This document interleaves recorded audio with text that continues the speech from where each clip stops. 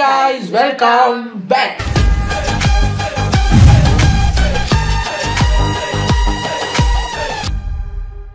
இன்னைக்கு நாங்கள் எந்த வீடியோக்கு ரியாக்ட் பண்ண போகிறோம் அப்படின்னு பார்த்தீங்கன்னா ரொம்ப நாளைக்கு அப்புறம் நம்ம ஷாஃபி ஜோன் இப்போ ஷாஃபி ஜோனில் பார்த்தீங்கன்னா இப்போ ஒரு 15 நாளாக ஐயா பிக் பாஸ் வீடியோ தவிர அவர் எதுவும் போடுறது கிடையாது. அந்த கேப்பில் நம்ம ஒரு 2 சீரியல் கொடுமைகள் மிஸ் பண்ணிட்டோம். சரி ஷாஃபி ஜோனை இனி அடுத்த ஒரு 2-2.5 மாதத்துக்கு பார்க்க முடியாது, இதையாவது பார்ப்போமேன்னு எடுத்து வந்திருக்கேன். இன்னைக்கு சண்டே ஒரு சீரியல் ட்ராலில் போட்டுருவோம். என்னடா பண்ணி வச்சிருக்கீங்க தமிழ் சீரியல் ரோஸ்ட். இது 80 மினிட்ஸ் வீடியோ கொடுங்க, டக்குன்னு பார்த்துட்டு ரெடி. வணக்கம் my dear roommates, welcome to Safi zone. நான் உங்க ஷஃபி அண்ட் இன்னைக்கு நம்ம பார்க்க போறது சீரியல் கொடுமைகள். நாங்களே அவங்களுக்கு உறுதுணையா இருந்து கல்லூரிக்கு அழைச்சிட்டு வந்திருக்கோம். இது வீடு இல்ல, விக்ரம் சார் படம். அதே மாதிரி ஏமிங் பண்றான், ஜஸ்ட் மிஸ், ஒரு நூல்ல மிஸ் ஆயிடுறது. என் பொண்ணுதான் என் கூட இல்லன்னு நினைச்சேன். பேத்தி என்கிட்ட பிரிச்சுட்டாங்களே. பேத்திய பிரிக்கிறதும் அவ்வளோ சந்தோஷமா? பொண்ணு பேத்தி தான் கூட இல்லைன்னு செலவு குறைவு, நான் ஜாலியா இருப்பேன். என்ன சிரிச்சுக்கிட்டு இருக்கீங்க? இப்படி ஒரு கொடூர தாத்தாவை நான் வாழ்க்கையில பார்த்ததில்ல. பேத்தி பிரிஞ்சு போறது சிரிக்கிறீங்க. என்ன காமெடி இதுக்கு சிரிக்கிறீங்க?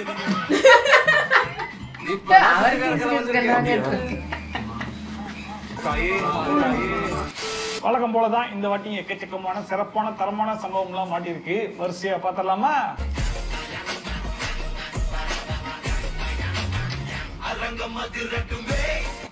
ஃபர்ஸ்டா சதீஷ் தமிழ் ஃபேன் அப்படிங்கிறவர் கமெண்ட் பண்ணியிருந்தாப்புல, ஜி தமிழ்ல வரக்கூடிய அயலி அப்படிங்கிற சீரியல்ல இந்த எபிசோட்ல போய் பாருங்க, நம்ம வில்லனை வச்சு ஏஜென்ட் டீனா ஒரு சிறப்பான சம்பவம் பண்ணிருக்காங்க அப்படின்னு சொல்லிட்டு. ஏஜென்ட் டீனாவா பாக்க என்னன்னு பாத்துருவோம். நடக்கிறதெல்லாம் வச்சு பார்க்கும்போது உங்க வீட்டுல தான் யாரோ ஒரு போலீஸ் இருக்காங்கன்னு தோணும். நீ கரெக்டா கண்டுபிடிச்ச பாத்தியா? அதனாலதான் நீ பாஸ். உன் வீட்டுல இருக்கிற போலீஸ் யாருன்னு கண்டுபிடிக்க என்னுடைய ஆளு ஒருத்தரை உன் வீட்டுக்கு அனுப்ப போறேன். அதாவது நம்ம வில்லன் அந்த வீட்டுக்குள்ள ஒரு ஏஜென்ட் டீனா இருக்கா அப்படிங்கறத கண்டுபிடிச்சிட்டான். ஆனா யார் அந்த ஏஜென்ட் டீனா அப்படிங்கறத கண்டுபிடிக்கிறதுக்காகவே போலீஸ மோப்பம் பிடிச்சே கண்டுபிடிக்கிற ஒருத்தனை அந்த வீட்டுக்குள்ள அனுப்ப போறானாமா. இவரை பத்தி உங்களுக்கு தெரியுமா? மோப்ப சத்திய பெரிய கிங்கு சார். இப்ப அவன் என்ன வேஷத்துல உள்ள போய் எப்படி கண்டுபிடிக்க போறான்னு பாருங்க. சிலிண்டர் போட வந்தீங்க, அதுலயும் அந்த வில்லனை பாருங்களேன், ஏதோ தண்ணி கேன் போட வந்தவன் மாதிரி சிலிண்டர் தூக்கிட்டு வந்திருக்கேன். ஏன்னா சிலிண்டர் தூக்கிட்டு ஒரு வீட்டுக்கு போனா ஒரு பில்லு கூட கேட்க மாட்டாங்க. அவ்வளவு தத்தியான அந்த வீட்டுல இருக்கவங்க. அந்த கொடுமையை வாயால எப்படின்னு சொல்லு, சொல்லாம் போ. சிலிண்டர் போய் கிச்சன்ல போடு. வர்மா என்ன சொன்ன போலீஸ் இவ்வளவுதான் இருப்பாளா? உன்னையே கண்டுபிடிக்க சொன்னா கூட எங்கிட்ட கேட்டுட்டு இருக்க. நாங்களா சிலிண்டர் தூக்கிட்டு உள்ள போனா? சீரியல் பாக்குறதே பெருசு, இதுல கேள்வி வேற கேட்டு கொள்றாங்க. சட்டு போட்டு கண்டுபிடியா. நான் சிலிண்டர் வச்சுட்டு கிளம்புறேன் மேடம். பின்ன அங்கேயே தங்கிடுவியா நீ? தத்தி தான் அப்படிங்கறத கன்ஃபார்ம் பண்ற மாதிரி அங்க இருக்கிற எவனுமே பில்ல கேட்கல. இன்னொரு பக்கம் சரி வில்லனாச்சு கொஞ்சம் புத்திசாலித்தனமா அப்படி இப்படின்னு பேச்ச போட்டு கண்டுபிடிப்பான் போல இருக்கு அப்படின்னு சொல்லி பார்த்தா அவன் பார்த்தே கண்டுபிடிக்கிறான். இவதான் திமுறா பதில் சொல்றான், அவதான் ஏஜென்ட் டீனா அப்படின்னு சொல்லி முடிவெடுத்து உடனே கத்தி எடுத்து குத்தவும் போறான்.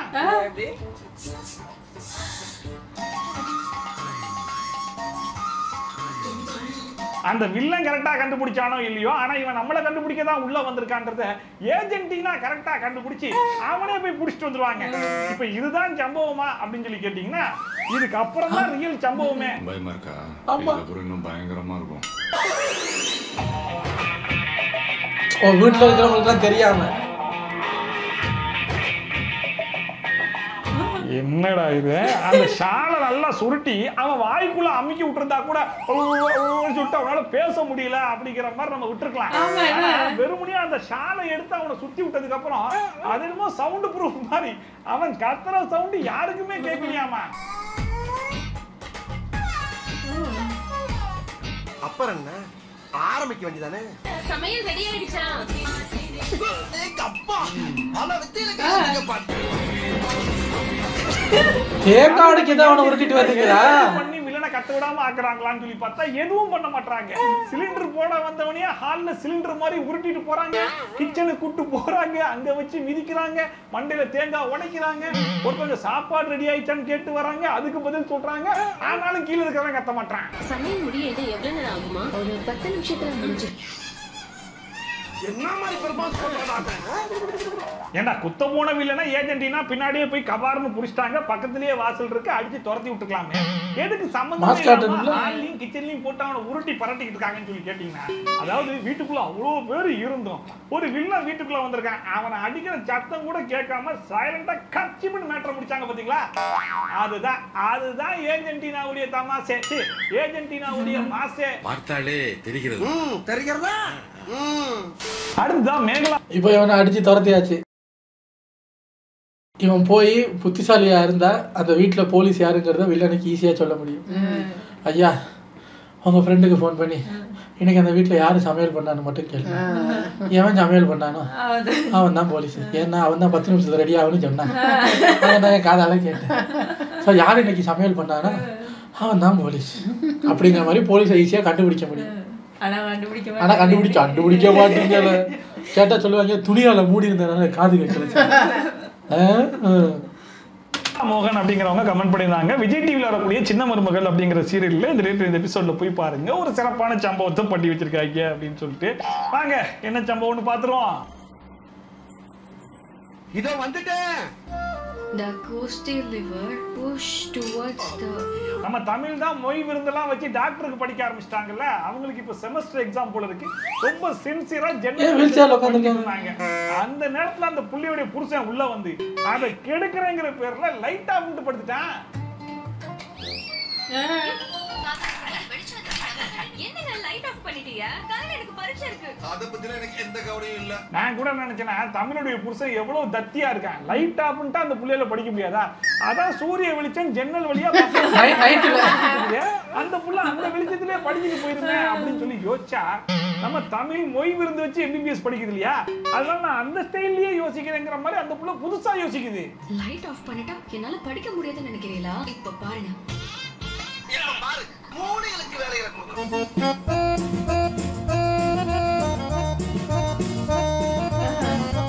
சுத்தம் எப்படினே சூப்பர்ல. The tube to the occipital filler. எதுக்கு ஜன்னல் வழியா வரக்கூடிய சூரிய வெளிச்சத்தை விட அவ்வளவு பிரைட்டா இருக்கு அப்படின்னு சொல்லி கேட்டா, இது சூரியனா? அது சூரியனே கிடையாது. அப்புறம் அது பகலே கிடையாதுங்கிறாங்க. அப்ப இதெல்லாம் என்னதுடா அப்படின்னு சொல்லி கேட்டா அதுக்கு ஒரு ஃபுட்டேஜ் காட்டுறாங்க. ஓ அப்ப இது நைட்டா? அந்த ஜன்னல் வழியா வந்த வெளிச்சம் நிலா வெளிச்சமா? ஆனா சும்மா சொல்லக்கூடாதுடா, உங்க ஏரியா நிலா அப்படி நீங்களா புரிஞ்சு தொழிலை பிக்கப் பண்ண பாருங்களா, என் உசுரை வாழ்ந்தாதீங்க.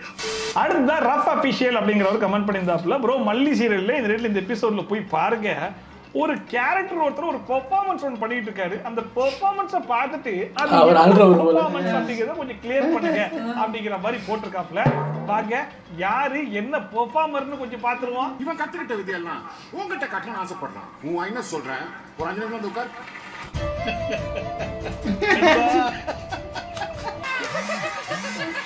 என் கூட தான் இருக்கணும்னு நினைச்சேன்மா. என்னடா இது? அப்பப்ப மதன் பாபு வேற எட்டி பாக்குறாப்புல. உண்மையிலேயே இப்ப இவரு அழுகிறாரா இல்ல சிரிக்கிறாரா? ஒரே குழப்பமால இருக்கு.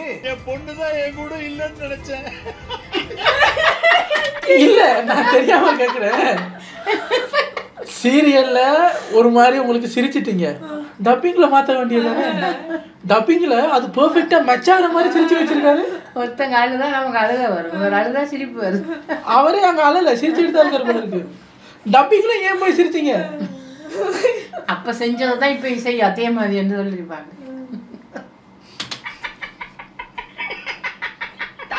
இப்ப என் பேத்தி என்கிட்ட வந்து பிரிச்சுட்டாங்களே. அழுகிறாருன்னு நினைக்கல ஆரம்பத்துல பார்த்தேன். ஆனா இவர் பண்றதெல்லாம் பார்த்தா சிரிக்கிற மாதிரிலாம் இருக்கு. இது என்னங்கிறத நீங்களே ஒரு முடிவு சொல்லுங்களே. அந்நியமாய் பண்றாரு கன்றாவிய எப்படி இந்த மனுஷன் எப்படி ஆயிட்டாரு? போச்சு, எல்லாம் போச்சு. பாத்தியா திருவள்ளுவர் என்ன சொல்லியிருக்காரு? துன்பம் துன்பம் வரும்போது சிரிங்க. போச்சு, எல்லாம் போச்சு. இடுக்கண் வருகால் நகுக. இடுக்கண் வருகால் நகுக அப்படின்னு சொல்லியிருக்காரு. அதான் நகுகிறாரு. சீரியஸா இது யாரும் கரெக்ட் பண்ணலையா? டப்பிங்ல இன்னொரு டேக் எடுத்து அழுதுட்டு போக வேண்டியதானே? சரி, மூஞ்சி சிரிக்கிற மாதிரி வந்துருச்சு, நீங்க அழ வேண்டியதானே? பேத்தி போன சோத்துல 4 பொம்மையை தூக்கி நிலத்துல போட்டு சிரிச்சுட்டு இருக்காரு. இது எல்லாம் எனக்கு தான். என்ன காமெடி இதுக்கு சிரிக்கிறீங்க? இது வரைக்கும் ஒண்ணுமே நடக்கலையே. எந்த இடத்துலயாச்சும் கொஞ்சமாச்சும் மாடுலேஷனை மாத்துவாருன்னு பார்த்தா கடைசி வரைக்கும் ஒரே ஃப்ளோலயே போறாரு. இந்த நீக் படத்துல கிளைமேக்ஸ் சீன்ல ஹீரோயின் ஒரு பெர்ஃபார்மன்ஸ் பண்ணிருப்பாங்க. அது அழுகுறாங்களா சிரிக்கிறாங்களான்னு பல பேர் கன்ஃபியூஷன்ல பார்த்தாங்க இல்லையா? அத ஒரு ரெஃபரன்ஸா எடுத்து பெர்ஃபார்ம் பண்றாரு போலயே. பிரஷரோட விருது எடுத்து பிரகாரத்தையே சுத்தி வந்தேன்.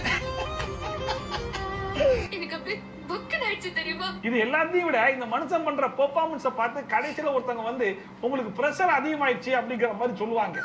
அதுக்கு அந்த மனுஷன் ஒரு ரியாக்ஷன் கொடுப்பாரு. அந்த ரியாக்ஷனை கொஞ்சம் பாருங்களேன். உங்களுக்கு பிரஷர் ஏறிடுச்சு, கொஞ்சம் நிதானமா பீஸ்ஃபுல்லா இருங்க. அதுக்கும் சிரிக்கிறாரு. ஆனா கடைசி வரைக்கும் அது உண்மையிலேயே சிரிப்பா இல்ல அழுகையா சிரிப்பு வருமா இல்ல பிடிக்க முடியலங்க.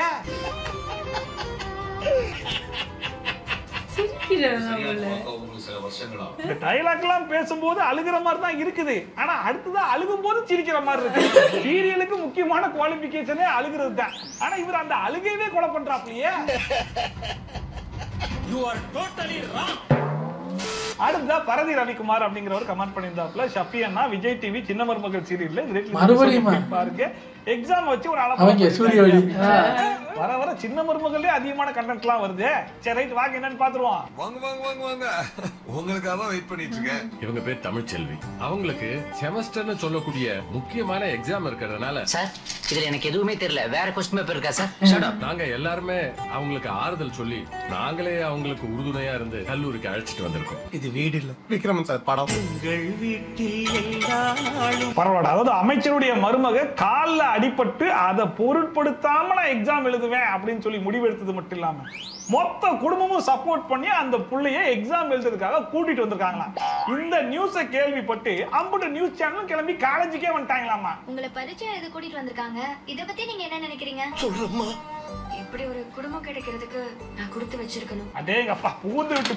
ஏம்மா நைட் அவன் தானே லைட் ஆஃப் பண்ணி படிக்க விடாம பண்ணா, இன்னைக்கு அவனே தூக்கிட்டு வந்திருக்கான். பெருமையா வேற பேசுறீங்க. என்னதான் உங்க சீரியல் கதை? மொத்த குடும்பமே ஸ்கூல்ல கொண்டு வந்து இறக்கி விட்டா பேட்டி எடுக்க வந்துருவீங்க. சரி, இப்ப இந்த மொத்த குடும்பமும் அவங்கள கூட்டு வருதுங்கிறது உங்களுக்கு எப்படி தெரியும்? அவங்களுக்கு முன்னாடியே வந்து பெருமையை ரொம்ப பெருமையா சொல்றாங்களே நம்ம தமிழ். ஆனா இதே தமிழ் தான் ஒரு வருஷமா வயிற்றுல துணியை மட்டும் கட்டிக்கிட்டு நான் பிரெக்னெண்டா இருக்கேன்னு சொல்லிட்டு இந்த குடும்பத்தை ஏமாத்திக்கிட்டு இருந்தாங்க. இப்ப கேட்டா இப்படிப்பட்ட ஒரு குடும்பம் கிடைக்க நான் கொடுத்து வச்சிருக்கணுமாமா. கர்ப்பமாவும் இல்ல, என் வயித்துல சுமந்துக்கிட்டு இருக்கிறது இந்த துணி மூட்டையில. இப்படி ஒரு குடும்பம் கிடைக்கிறதுக்கு நான் கொடுத்து வச்சிருக்கணும். நீ பொழைச்சிப்ப, நீ பொழைச்சிப்ப. இங்க வெளியே நின்று இவங்க பண்ண அலப்புறையை கூட ஓரளவுக்கு மன்னிச்சு விட்டுறலான்னு வைங்களேன். அடுத்ததான் எக்ஸாம் ஹாலுக்குள்ள வந்து ஒரு அலப்புறையை கூட்டுவாங்க பாருங்க, அதை மட்டும் கொஞ்சம் பாருங்க. எக்ஸாம் ஹாலுக்குள்ள கேமரா எடுத்துட்டு வரீங்க? அமைச்சர் ராஜாங்கத்தோட ஒரு நாள்னு ஒரு நிகழ்ச்சி பண்ணிட்டு இருக்கோம். அதுக்காக தான் சார் இதெல்லாம் நாங்க கவர். ஏண்டா அமைச்சருடன் ஒரு நாள் ஷோ பண்றீங்கன்னா நீங்க கேமரா எடுத்துட்டு போய் அமைச்சரை தான்டா ஃபாலோ பண்ணணும். அந்த மனுஷன் அங்க அனாதையா விட்டு வந்து எக்ஸாம் எழுதுற மருமகளை ஷூட் பண்ணிட்டு இருக்கீங்க. சரி ரைட், இதெல்லாம் கூட பரவாயில்லன்னு விட்டுலான்னு வைங்களேன். இதுக்கு அடுத்துதான் ஒண்ணு பண்ணுவாங்க பாருங்க.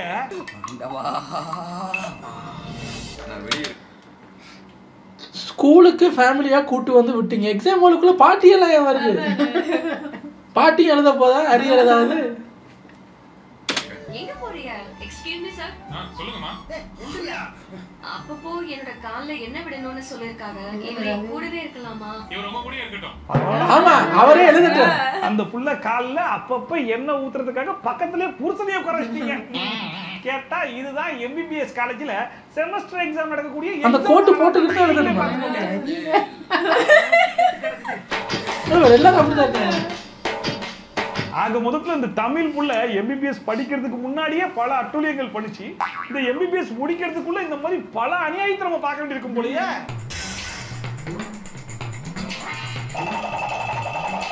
அடுத்ததான் நாச்சம்மை அப்படிங்கிறவங்க என்னோட இன்ஸ்டாகிராமுக்கு மெசேஜ் அனுப்பிச்சிருந்தாங்க. சரக்கடிக்க ஆசை சிறக்கடிக்க ஆசை அப்படிங்கிற சீரியல்ல இந்த ரேட் எபிசோட்ல போய் பாருங்க, ஒரு சிறப்பான சம்பவம் ஒன்று மாட்டியிருக்கு அப்படின்னு சொல்லிட்டு.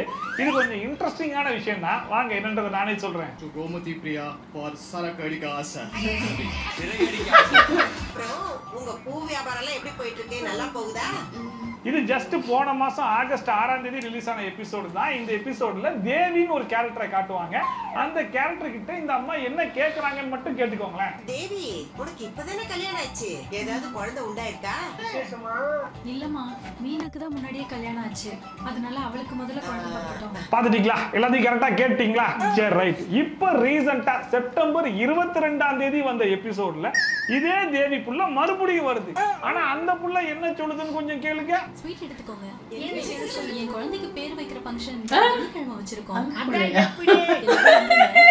கல்யாணம் ஆன மாதிரி இருக்கு, அதுக்குள்ள குழந்தை பிறந்து பேரே வைக்க போறேன். ஏண்டா ஆகஸ்ட் 6ஆம் தேதி தான் நான் இன்னும் கன்சீவ் கூட ஆகலன்னு அந்த புள்ளையே சொல்லிச்சு. ஆனா செப்டம்பர் 22ல அந்த புள்ளைக்கு ஒரு புள்ளையை கொடுத்து அந்த புள்ளைக்கு பேர் வைக்கிற ஃபங்க்ஷன் இன்வைட் பண்ணிட்டீங்களா? ஏண்டா சாட்டர்டே சண்டே எல்லாம் கழிச்சு பார்த்தா ஒரு 20-25 எபிசோட் தேருமா? அதுக்குள்ள அந்த புள்ளையை கன்சீவ் ஆக்கி வளகாப்பு ஃபங்க்ஷன் முடிச்சு டெலிவரி பார்த்து வீட்டுக்கு புள்ளையை கூட்டு வந்து பேர் வைக்கிற ஃபங்க்ஷன் வேற. அப்படின்னா அப்படித்தான். ஆண் குழந்தையா பெண் குழந்தையா? ரெண்டும் தான். குழந்தைங்க எங்க? ஸ்கூலுக்கு போயிருக்காங்க. எனக்கு என்ன ஆதங்கம்னா இதே மாதிரி இன்னொரு தேவிங்க வேற யாரு, நம்ம கையில் தங்கச்சி தான். அந்த பிள்ளைக்கெல்லாம் டெலிவரி பாக்குறதுக்கு 4 வருஷம் எடுத்துக்கிட்டாங்க. ஆனா இந்த தேவிக்கு பாருங்க 4 வாரம். தேவினா உங்களுக்கு அவ்வளவு இலக்கணமா ஒண்ணு 4 வாரத்துல பிடிக்கிறீங்க இல்ல 4 வருஷத்துல பிடிக்கிறீங்க. அதுலயும் பாருங்க இந்த சீரியல்ல தேவி கேரக்டர் ஒன்றும் மெயின் கேரக்டர்லாம் கிடையாது. அப்படி இருக்கும்போது எதுக்குடா இவ்வளவு அவசர அவசரமா பிள்ளை பத்திக்கன்னு சொல்லி கேட்டா, ஹீரோ ஹீரோயினுக்கும் கல்யாணம் ஆயிடுச்சு, ஆனா இன்னும் குழந்தை இல்லைல்ல, அந்த குழந்தை ஆசையை தூண்டுறதுக்காக தான் இந்த எக்ஸ்பிரஸ் டெலிவரி. ஆமா, அவ்வளவுதாங்க மேட்ரு. அடுத்ததா அபிஷா மணி அப்படிங்கிறவங்களும் இன்ஸ்டாகிராம்ல மெசேஜ் அனுப்பிச்சிருந்தாங்க. கார்த்திகை தீபம் அப்படிங்கிற சீரியல்ல இன்னைக்கு எபிசோடு நாளைக்கு எபிசோடு கொஞ்சம் போய் பாருங்க. வில்லி ஒரு கன்னை வச்சு சிறப்பான சம்பவம் பண்ணியிருக்காங்க அப்படின்னு சொல்லிட்டு. கன்னை வச்சுலாம் சம்பவம் பண்றீங்களா? சரி, ரைட், வாங்க பாத்துருவோம். துப்பாக்கி கூட இருக்கு பாரு, வெள்ளையாட்டு துப்பாக்கியா? இந்த தடவை நீ என்கிட்ட இருந்து தப்பிக்க முடியாது. நீ இல்லாமல உன் புருஷன் துடி துடிச்சு சாகணும். இப்ப நம்ம வில்லி யாருக்குமே தெரியாம ஹீரோயினை சுட போறாங்களாமா, அதுவும் கோவில்ல வச்சு. இந்த மாதிரி சம்பவம் இப்பதான் ஃபர்ஸ்ட் டைமா நடக்குதான்னு சொல்லி கேட்டீங்கன்னா அதான் கிடையாது. இதுக்கு முன்னாடி இதே மாதிரி ஒரு சம்பவத்தை வில்லன் பண்ணிருக்கேன். இந்த மாதிரி ஒரு நிகழ்ச்சி இதுக்கு முன்னாடி நடந்திருக்கா இல்ல இதான் முதல் தடவையா? இந்த மாதிரி நிகழ்ச்சி இதுக்கு முன்னாடி நிறைய நடந்திருக்குது, ஆனா இதுதான் ஃபர்ஸ்ட் டைம். அதே மாதிரி ஏமிங் பண்றான், ஜஸ்ட் மிஸ், ஒரு நூல்ல மிஸ் ஆயிடுது. ஆரம்பிச்சிட்டாங்கடா. அதாவது இவங்க குறி பார்த்துக்கிட்டே இருப்பாங்க, குறி கரெக்டா இருக்கிற வரைக்கும் சுட மாட்டாங்க. யாராச்சும் கிராஸ் பண்ணிட்டா உடனே கிராஸ் பண்ணிட்டாங்க அப்படின்னு சொல்லி துப்பாக்கி கீழே போட்டுற வேண்டியது. இது நேத்து இன்னைக்கு இல்ல, காலங்காலமா தொண்டு தொட்டு நடக்கக்கூடிய ஒரு சம்பவம். ஐயோ, மறுபடியும் அதே படி வெறுப்பேத்துறாங்களே. இங்க பாருமா, அதாவது நீ ஒரு ஆளை டார்கெட் பண்ணிருக்க பாத்தியா, அந்த டார்கெட் நகண்டு போனாதான் டார்கெட் மிஸ் ஆயிடுச்சு அப்படின்னு சை சொல்லணும். ஆனா நீ யாராவது கிராஸ் பண்ணாலே சைன்னு சொல்லிட்டு இருந்தா கோவில்ல யாரும் கிராஸ் பண்ணாமே இருப்பாங்க. நீ கேமரா வச்சா ஷூட் பண்ற, கண்ணை வச்சுமா அப்படி எப்படி நெருக்கத்தான் செய்யும். ஒருத்தர் அரவணைச்சு போகணும். மாறு வேஷமா?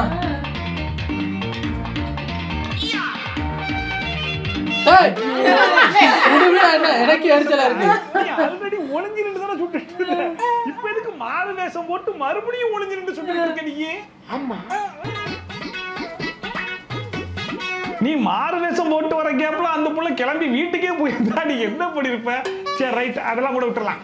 இப்பயாச்சும் ஒழுங்கா சுட்டு தொலைமா நீ. இப்ப நான் அவனை சுட போறேன்.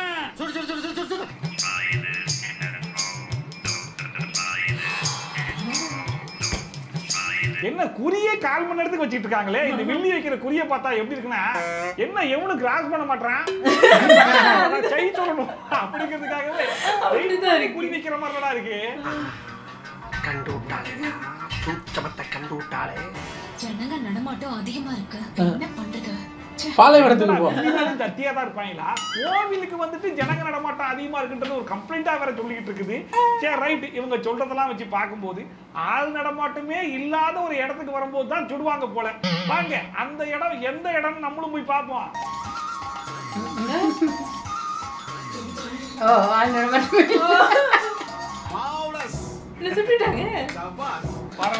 இதெல்லாம் ஒண்ணும் இல்ல, அந்த பொண்ணுக்கு கண்ணு தெரியல, தூரமா நின்று பார்க்கும்போது யாரு ஹீரோயின்னு தெரியல, நல்லா கிட்ட போய் நீதானா, அது எப்படி ஒரு தட்டை இப்படி இல்ல இப்படி மறைச்சு கொண்டு வராங்க. அவங்களுக்கு என்னன்னா, நான் கிட்ட போய் சுடுவேன், ஏன் நான் தான் மாறு வேஷத்துல இருக்கேனே, மாஸ்க் போட்டா கூட கண்டுபிடிச்சிருவாங்க, மஞ்சள் போட்டா கண்டுபிடிக்க முடியாது. அவங்க பிளான் பண்ண ஈ காக்கா கூட இல்லாத இடமா பார்த்து மாறு வேஷம் வேற போட்டு ஒளிஞ்சு நின்று யாருக்கும் தெரியாம சுட்டுட்டாங்க. ஏமா இப்படிதான் நீ நேரம் நின்று சுட போறா, போய் ஃபர்ஸ்டே சுட்டுருக்கலாம்ல, இதுக்கு எதுக்கு 1/4 மணி நேரம் குறி 1/2 மணி நேரம் செய்யி, இதுல மாறு வேஷம் வேற. இவனுங்கெல்லாம் காமெடி பண்ணணும்னு முடிவு பண்ணிட்டா எந்த எல்லைக்கு வேணாலும் போய் காமெடி பண்ணுவாங்க போலயே. எந்த லெவலுக்கு இறங்கி அடிமட்ட வரைக்கும் போய் அலசுவோம். கடைசியா ஹேமா பிரியா அப்படிங்கிறவங்க மட்டும் கிடையாது, எக்கச்சக்கமான பேர் இந்த கமெண்ட்டை போட்டிருந்தாங்க. 3 முடிச்சு அப்படிங்கிற சீரியல்ல இந்த இந்த எபிசோட்ல போய் பாருங்க, ஒரு படத்தை எடுத்து ஓட்டுறாங்க அப்படின்னு சொல்லிட்டு. இந்த படத்தை கண்டிப்பா யாராலையும் கண்டுபிடிக்க முடியாது, ஏன்னா அவ்வளவு டஃப்பா இருக்கும். வாங்க, எதுக்கு நாம கூட்டத்தோட கூட்டமா போயிட்டு நான் முன்னாடி போயிடலாம். கோவில் வாசல்ல உட்கார்ந்து நீங்க பிச்சை எடுக்கணும், கண்டே பிடிக்க முடியல. என்ன படம்? கடைசி வரைக்கும் எனக்கு தெரிஞ்சு இவனுக்கு 2 படத்தை விடுற மாதிரி தெரியல. ஒன்னு சூரிய வம்சம், இன்னொன்னு இந்த பிச்சைக்காரன் படம். எங்கிட்ட சுத்தினாலும் இந்த 2 படத்தை தூக்கிட்டு வந்துடுறாங்க. ஐயா ஐயா ஐயா ஐயா ஐயா சார் சார் சார் சார். அதுலயும் எப்ப தெரியுமா, கரெக்டா கண்டென்ட் கொஞ்சம் பஞ்சம் ஆயிடுச்சு அப்படின்னா சரி ரைட், யாருக்காச்சும் உடம்பு சரியில்லாம ஆக்கிரு, அவனுக்காக ஒருத்தர் பிச்சை எடுக்க முடியும், அதான் இருக்கவே இருக்கல பிச்சைக்காரன் படம், அதை எடுத்து 3 வாரத்துக்கு ஓட்டு அப்படிங்கிற மாதிரி ஓட்ட ஆரம்பிச்சிடறாங்க. இப்பதான் பிச்சைக்கார கடை வந்திருக்கு. அப்படியா? தாயே தாயே. பாப்போம் எப்பதான் இந்த சூரிய வம்சம் படத்துக்கும் பிச்சைக்காரன் படத்துக்கும் ரெஸ்ட் விடுறாங்கன்னு. இன்னைக்கு இந்த வீடியோ பார்த்து கொஞ்சமா என்ஜாய் பண்ணிருக்கீங்க நம்புறேன். டயர்ட் ஆகிட்டாங்க சார், எனக்கு ரொம்ப டயர்ட் ஆனது கண்ணுல தான். எவ்வளவு நேரம் கடைசியில பார்த்தா ஒரு வழியா டுபுக்கி அப்படின்னு சுட்டதுக்கு சுட்டுட்டியா அப்படின்னு பார்த்தா எங்க நிக்கிற, அதே இடத்துல தான் நிக்கிறேன், என்ன பார்த்தா கனவாது. யோசிச்சிருக்கு, சுட முடியலையே, ஒருவேளை நேரா போய் சுட்டுருவோமா அப்படின்னு யோசிச்சிருப்பியா? ஏம்மா இப்படி பண்றீங்க? ஜுரம் வந்த மாதிரி ஆயிடுச்சு எனக்கு. உங்களை அடுத்த வீட்டில் வந்து சந்திக்கிறேன். Take care. பை.